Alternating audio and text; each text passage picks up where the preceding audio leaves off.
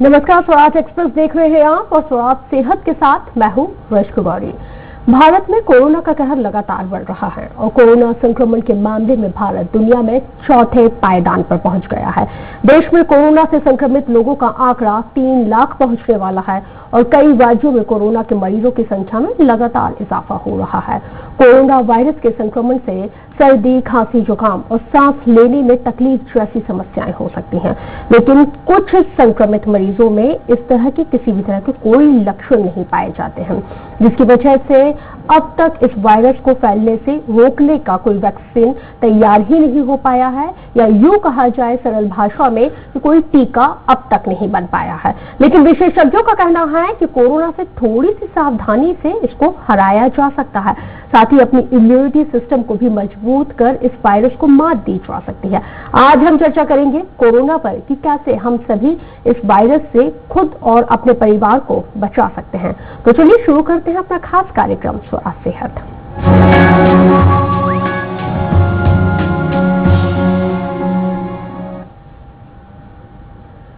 और इसी बेहद ही खास विषय पर चर्चा करने के लिए हमारे साथ मौजूद हैं RKGF medical college hospital and research unit के medical director doctor BS Ohri ji. Doctor साहब, आपका बहुत स्वागत है हमारे खास कार्यक्रम स्वराज सेहत में। नमस्कार। नमस्कार डॉक्टर साहब। डॉक्टर साहब, कोविड-19 ने पूरी देश ही नहीं पूरी दुनिया में कहर बरपा के रखा है। क्या है ये कोविड-19 और किस तरह का ये कोरोना वायरस है? देखिए, ये एक तरह का वायरस है और कोरोना वायरस पहले भी होता था, लेकिन ये जो इसका स्ट्रेन है इसको बोलते हैं कोविड-19 और ये इसके कारण से एक्यूट वायरल रेस्पिरेटरी इलनेस होती है, यानी सर्दी, खांसी, बुखार और सांस लेने में तकलीफ होती है। अगर हम कोविड-19 या कोरोना वायरस के ही बारे में अगर हम बात करते हैं तो आखिर कैसे फैलता है, और अगर सरफेस पे ये कहा जाता है कि ये मतलब इसका ट्रांसमिशन होता है, तो ये सरफेस पर किन सरफेस पे ये सबसे ज्यादा देर तक जीवित रहता है और कितनी देर तक ये जीवित रहता है? देखिए, ऐसा है कि कोई भी वायरल इन्फेक्शन होता है उसके संक्रमण या फैलने के 3 तरीके हो सकते हैं। पहला है ड्रॉपलेट इन्फेक्शन और दूसरा है कांटेक्ट और तीसरा है एरेसोल। तो जो ड्रॉपलेट होता है, जब हम लोग बात करते हैं, बोलते हैं, तो हमारे मुंह से कुछ कण ऐसे बलगम के, कफ के, वो नेचुरल वे में बाहर आते हैं, लेकिन जब हम खांसते हैं तो ये ज्यादा ड्रॉपलेट बाहर आते हैं। तो जब भी कोई संक्रमित व्यक्ति या पॉजिटिव व्यक्ति खांसता है तो उसके कफ में उसके मुंह से जो ड्रॉपलेट्स निकलती हैं उनमें वायरस होता है, वो दूसरे को संक्रमित कर सकता है। और इसका रास्ता दूसरे को जब प्रभावित करता है, इसका रास्ता नाक और मुंह होता है। नाक, मुंह और आंख, 3 रास्तों से ये किसी भी व्यक्ति के शरीर में पहुंच सकता है। तो पहला फैलने का कारण होता है ड्रॉपलेट इन्फेक्शन से, खांसी, सर्दी, जुकाम, छींकने खांसने से। दूसरा होता है कांटेक्ट से। कांटेक्ट का मतलब ये है कि अगर कोई पेशेंट है कोरोना संक्रमित पीड़ित और हम उससे उसके संपर्क, क्लोज कांटेक्ट में आते हैं, एकदम से निकट संपर्क में आते हैं, हाथ मिलाते हैं, गले मिलते हैं, उसके चीजों को इस्तेमाल करते हैं, उसके कपड़ों को इस्तेमाल करते हैं, उसके तौलियों को इस्तेमाल करते हैं, या कोई भी चीज को जिसमें वायरस की प्रेजेंस है, तो वो हमको लग सकता है। तो इस प्रकार से छुआछूत या कंटेजियस इन्फेक्शन होता है। तीसरा होता है health care worker, doctor, nurses इत्यादि, जो गंभीर रोगी का उपचार करते हैं सक्शन मशीन से या वेंटिलेटर से, तो उनको भी संक्रमण एरेसोल के जरिए हो सकता है। तो ये 3 ही तरीके हैं जिनके कारण से ये वायरस दूसरे को फैल सकता है। और लेकिन इसमें ऐसा कदापि नहीं होता है कि जैसे एक किसी घर में कोरोना का पेशेंट है, अगर वो पॉजिटिव है तो उसके घर से उड़ करके वायरस किसी पड़ोसी के घर में नहीं जा सकता है और ना हवा से या फैल करके पूरे सोसाइटी, पूरी कॉलोनी को संक्रमित कर सकता है। इसलिए हमें अपने को कोरोना से भयभीत हमें नहीं होना चाहिए, क्योंकि जब तक हम मरीज के संपर्क में नहीं आएंगे तब तक ये बीमारी हमको नहीं हो सकती है। डॉक्टर ओहरी, क्योंकि कोरोना को ग्रुप ऑफ वायरस कहा जाता है, why we called a group of virus? Actually इनके स्ट्रेन्स होते हैं, टेक्निकली माइक्रोबायोलॉजिकली स्ट्रेन्स होते हैं, और ये वायरस अपना जो जेनेटिक कैरेक्टर है ये बदलता रहता है। और ये जो स्ट्रेन है पर्टिकुलर, जो वुहान से ट्रांसमिट हुआ है, चला है, और तो ये इस ग्रुप को कोरोना कोविड-19 नाम दिया गया है। और ये इसकी विशेषता ये होती है कि ये इसका संक्रमण तेजी से फैलता है, लेकिन इसमें एक हमारे लिए अच्छी बात यह है कि हम इसको फैलने से रोक सकते हैं और इससे हम बच सकते हैं। बहुत सारी बीमारियां ऐसी रहती हैं, हमारे सोसाइटी में होती हैं, हमारे भाई बंधुओं को, हमारे घर में अगर किसी को है, जैसे ट्यूबरकुलोसिस की बीमारी है, या हेपेटाइटिस बी की बीमारी है, या हेपेटाइटिस ए की बीमारी है, और जो भी स्किन की कंटेजियस बीमारी हो सकती है, ये उस प्रकार की बीमारी नहीं है। हम अपने आप को संक्रमित होने से रोक सकते हैं। डॉक्टर ओहरी हमारे साथ इस वक्त अहमदनगर महाराष्ट्र से हमारे जो रेगुलर कॉलर हैं दादा उबाले जी फोन लाइन पर जुड़ गए हैं। उबाले साहब, बहुत स्वागत है, सवाल कीजिए अपना। दादा उबाले जी, आवाज मिल रही है मेरी? हाँ मैडम, आ रही है जी, स्वागत है, सवाल कीजिए अपना। मेरा सवाल ऐसा है कि जिस कोरोना वायरस मरीज को ठीक होने के बाद अस्पताल से डिस्चार्ज दिया जाता है, उस कोरोना वायरस के मरीज को फिर से कोरोना वायरस हो सकता है या नहीं, इसके बारे में बताइए सर। ये देखिए, अपने देश में, इंडिया में अभी ये देखा जा रहा है कि एक बार निगेटिव हो गया कोई पेशेंट, तो वो दोबारा उसको दोबारा रिकरेंस बोलते हैं हम लोग टेक्निकली, नहीं हो रहा है अपने यहाँ। ऐसी घटनाएं नहीं हो रही हैं अपने यहाँ, तो आप ये मान के चलिए कि नहीं होगा। तो उबाले जी, आपका जो सवाल था उसका जवाब ये है कि जो एक बार जिसमें ये कोरोना की पुष्टि हो गई है, दूसरी बार उसको कोरोना नहीं हो सकता है, निश्चिंत रहिए। निगेटिव होने के बाद अगर आसपास कोई ऐसा व्यक्ति है, आपके परिचित हैं, तो उनसे डरने की और घबराने की जरूरत नहीं है। बहुत शुक्रिया आप हमारे साथ जुड़े, कॉल करने के लिए। हम अपने दर्शकों को एक बार फिर से बता देते हैं कि आप इस वक्त अपने जो टेलीविजन सेट पर जो नंबर फ्लैश हो रहे हैं, उन नंबर पर आप हमें कॉल कर सकते हैं, और कॉल करके आप डॉक्टर BS ओहरी साहब से आप पूछ सकते हैं कोरोना से जुड़े हुए तमाम सवालों को। डॉक्टर ओहरी आपको तमाम सवालों के जवाब देंगे। डॉक्टर साहब, कोरोना वायरस के आखिर क्या सिम्टम्स होते हैं?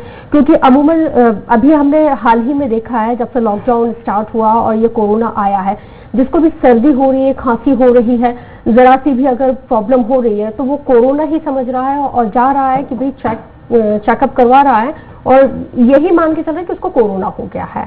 देखिए, इसके मुख्य लक्षण हैं गले में खराश, खांसी, गले में दर्द, सर्दी जुकाम, बुखार, ये इनके प्रमुख लक्षण होते हैं।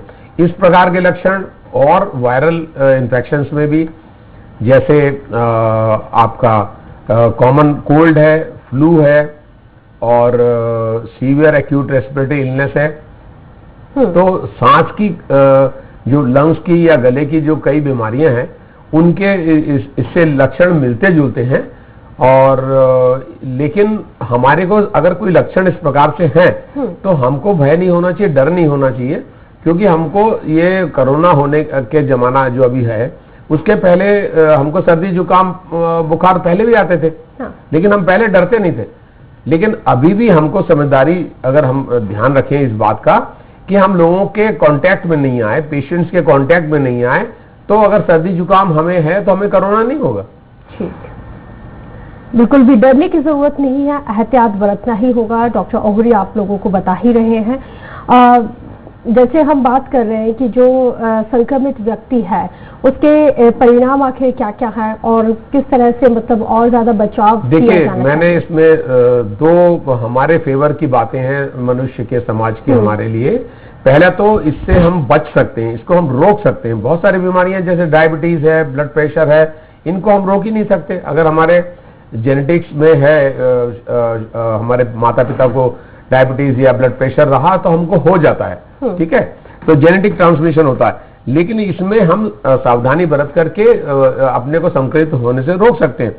और एक बात तो ये अच्छी बात है। दूसरी अच्छी बात ये है कि 85-90% लोगों को या तो सिम्टम नहीं हो रहे, या सिम्टम हो रहे हैं तो हल्के फुल्के हो रहे हैं, और जिसमें किसी भी उपचार की आवश्यकता नहीं होती।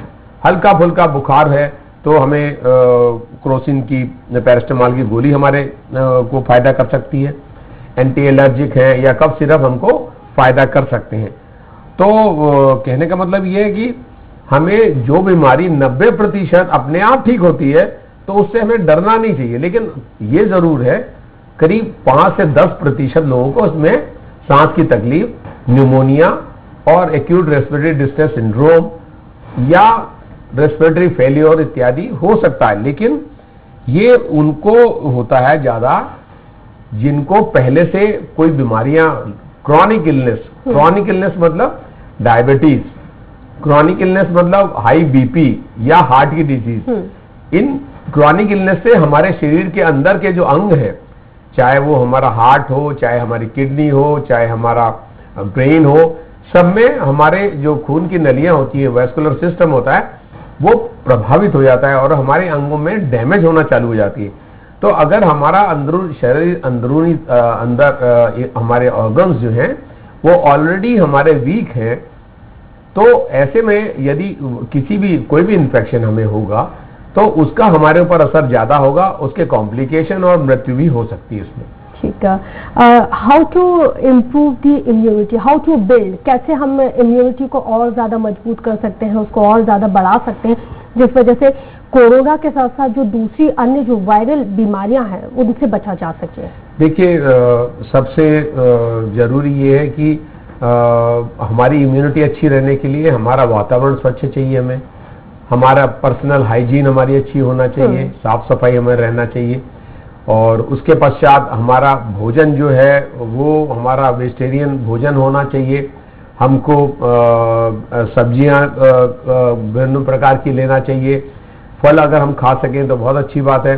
तो जितने भी रंग बिरंगी सब्जियां होती हैं, इंद्रधनुष का कलर अगर आप अपने ध्यान करें तो जितने रंग इंद्रधनुष में होते हैं उतने रंग की सब्जी और अगर फल हम उनका सेवन करेंगे तो इनमें सब में इम्यूनिटी बढ़ाने वाले एंटीऑक्सीडेंट्स होते हैं।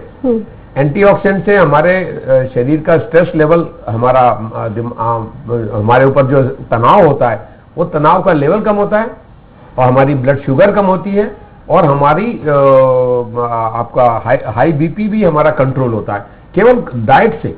ठीक है, तो जब डाइट से हमको इतना ताकत मिलती है तो हमको हेल्दी डाइट लेना हमारी इम्यूनिटी के लिए आवश्यक है। अब इसमें विशेष चीजें जो है खाने में, वो कौन कौन सी चीजें हैं जो हमको फायदा कर सकती हैं। हमारे जो रोजमर्रा में जो हमारा अदरक होता है या लहसुन हो सकता है, लौंग हो सकता है, ये सब एंटीऑक्सीडेंट प्रॉपर्टीज होती हैं इनमें।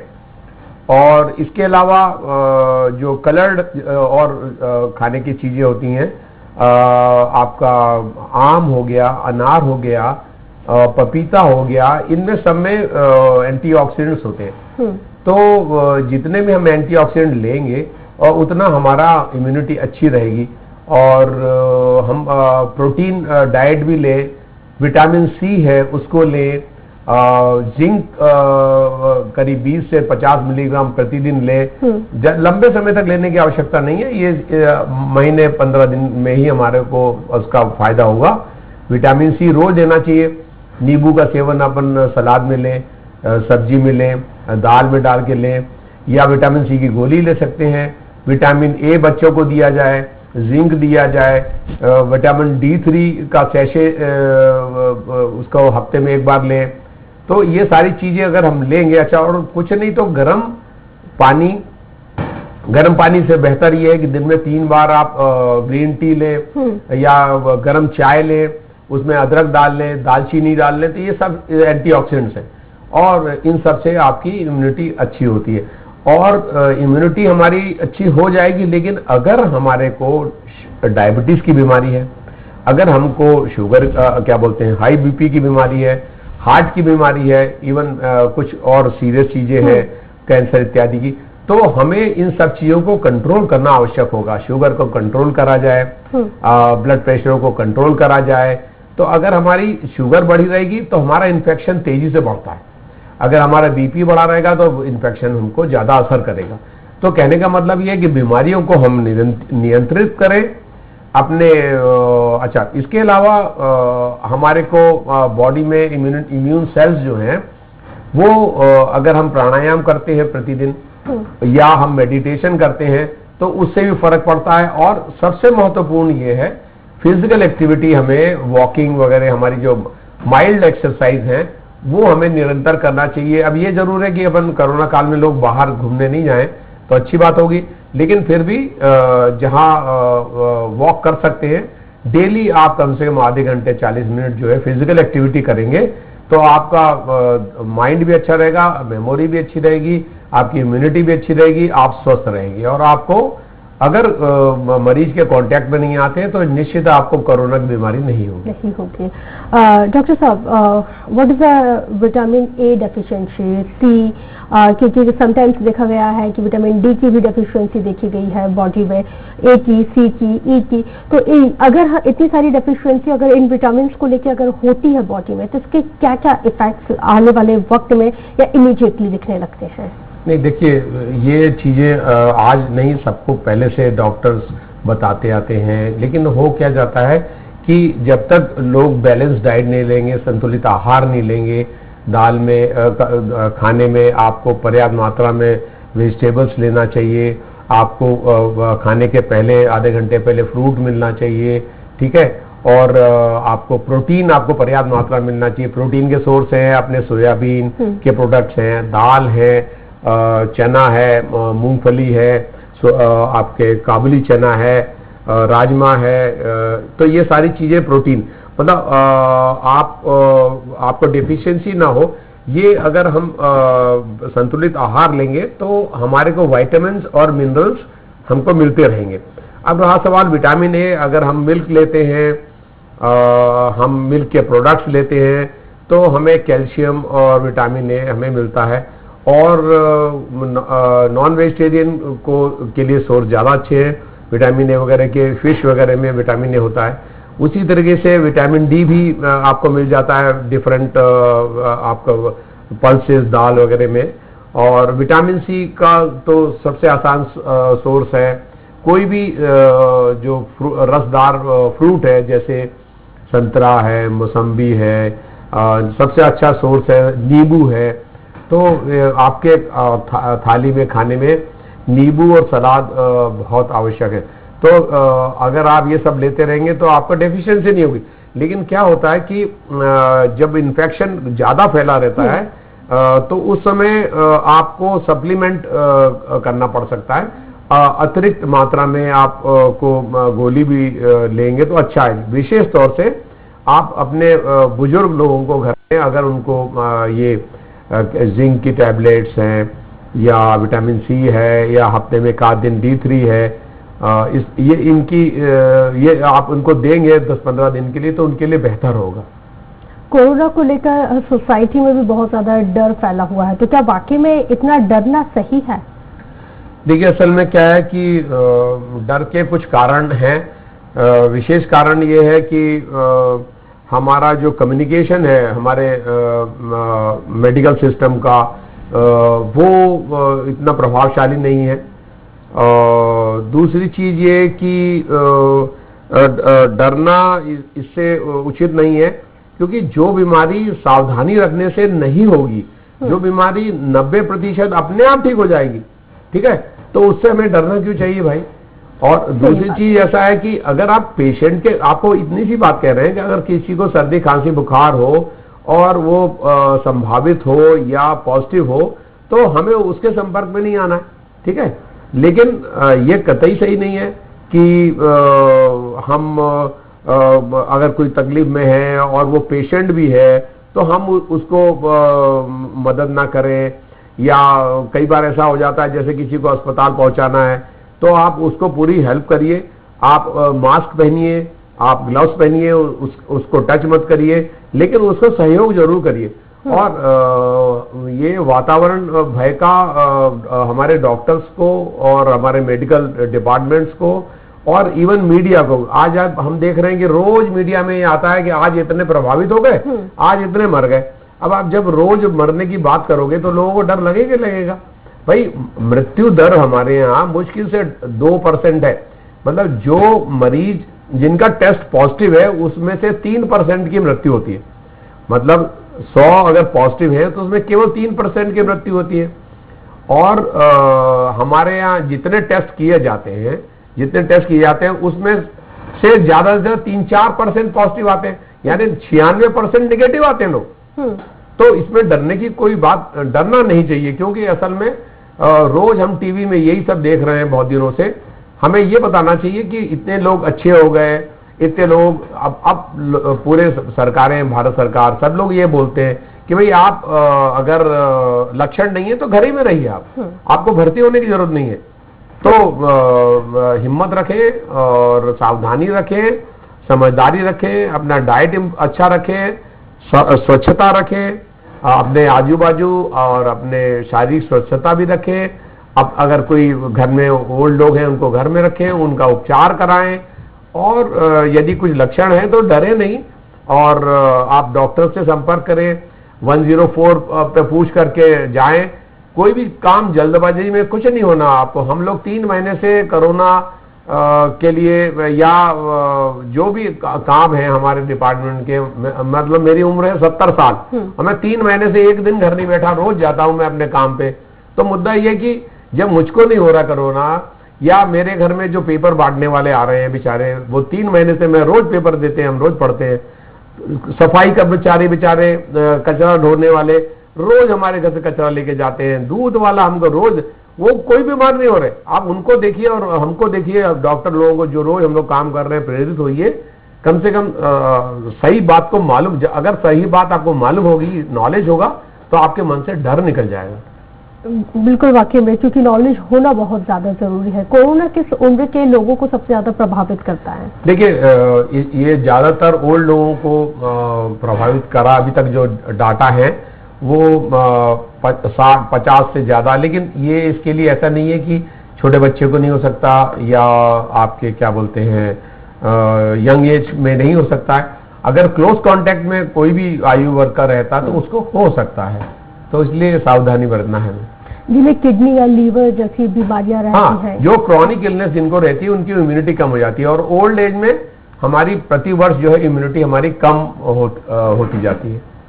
और कोरोना के इलाज के लिए किससे संपर्क किया जाए, कैसे? देखिए, कोरोना की बात नहीं हो रही है। पहले तो आपको लक्षण होंगे सर्दी, जुकाम, खांसी और ये सब, तो ये आपको सामान्य तौर में भी होते हैं।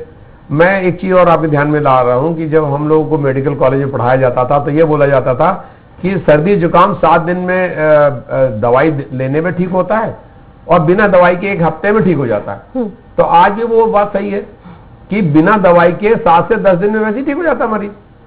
ठीक है, तो आप डरे नहीं, लेकिन हाँ ये जरूर है, जरा भी शक हो अपने को तो हम संकोच न करें, 104 पे फोन करें, हम अपने संपर्क के डॉक्टरों से बात करें, उनसे फोन पे ही बात कर लें, और फिर जरूरी हो तो अस्पताल जाएं और वहां पर आपका सैंपल मुंह का, गले का स्वाब लिया जाता है, उसकी रिपोर्ट आती है। रिपोर्ट पॉजिटिव आने में भी डरना नहीं है आपको।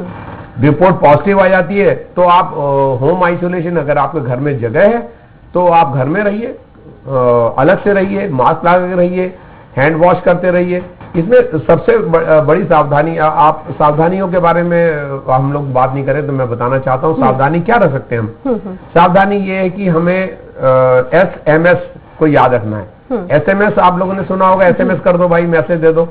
तो S से है सोशल डिस्टेंसिंग, N से है मास्क और S से है सैनिटाइजेशन। तो मैं फिर से रिपीट कर रहा हूं, SMS को याद रखिए, सोशल डिस्टेंसिंग मैंने दूरी बना के रखिए, 2 गज की दूरी बना के रखिए, दूसरा मास्क को पहनिए, और तीसरा जो है सैनिटाइजर का इस्तेमाल करिए। सैनिटाइजर का मतलब ये है कि अगर आप अपने वर्क प्लेस में हैं और जहां साबुन पानी नहीं है, ठीक है, तो आप जो भी सैनिटाइजर है जिसमें 70% 60% से ज्यादा अल्कोहल है, उससे हाथ को क्लीन करते रहिए, ठीक है। दूसरी बात यह कि अगर आप घर में हैं तो सोप एंड वाटर का इस्तेमाल करिए। तो कोरोना हो या ना हो, हमेशा हमारे को ध्यान रखना, खाने के पहले, टॉयलेट के बाद हमें साबुन से हाथ धोना चाहिए। वैसे भी हमें दिन में कम से कम 2-3 बार, अगर कोरोना काल ना भी हो तो भी 2-3 बार साबुन से अच्छे से हाथ धोना चाहिए, साबुन से फेस वॉश करना चाहिए। आजकल लोग हेल्थ कॉन्शियस है, सब लोग ध्यान रखते हैं, तो इस चीज का विशेष ध्यान रखें। हम लोग कोरोना अगर नहीं है तो आप लोगों ने देखा होगा, जब बैंक्वेट होते हैं, शादी ब्याह का खाना होता है, तो कभी हमने नहीं देखा लोग हाथ धो करके खाना खाने खड़े हुए हो, बिना हाथ धोए ऐसी खाना के लिए खड़े हो जाते हैं। अब एक बहुत बड़ी बात और ये है कि स्कूलों कॉलेजों में सब कोई बोलते हैं हैंड वॉश करो, हैंड वॉश करो, तो बच्चों को भी सोप लोशन उनके टॉयलेट में, वॉशरूम में उपलब्ध कराया जाए। तो ये सारी चीजें सावधानी की है, और सावधानी अगर करेंगे, अच्छा तो भी बचा जा सकता है। विशेष बात और आपको बता दें जी डॉक्टर साहब, बहुत संक्षेप में, क्योंकि समय बहुत कम है। कोई बात नहीं कि इसके लिए हमें कोई विशेष स्पेसिफिक इलाज नहीं होता, वायरस का कोई इलाज नहीं होता। बहुत सी दवाइयां ट्रायल की हैं, कुछ दवाइयां सक्सेसफुल हुई हैं, लेकिन सामान्य चीजें ही इसमें ली जाती हैं। बुखार के लिए क्रोसिन है, आपके लिए कफ सिरप्स हैं, और आप नेबुलाइज कर सकते हैं, भाप ले सकते हैं। तो ये अच्छा, कुछ कभी कभी आप एजिथ्रोमाइसिन एंटीबायोटिक वगैरह ले सकते हैं, लेकिन कम से कम दवाई लेंगे, रेस्ट करेंगे और प्रॉपर डाइट लेंगे तो अच्छा रहेगा। बहुत शुक्रिया डॉक्टर साहब, आप स्टूडियो में आए, इतनी महत्वपूर्ण जानकारी आपने हमारे दर्शकों को दी। स्वराज सेहत में आज मेरे साथ सिर्फ इतना ही। दीजिए इजाजत, नमस्कार।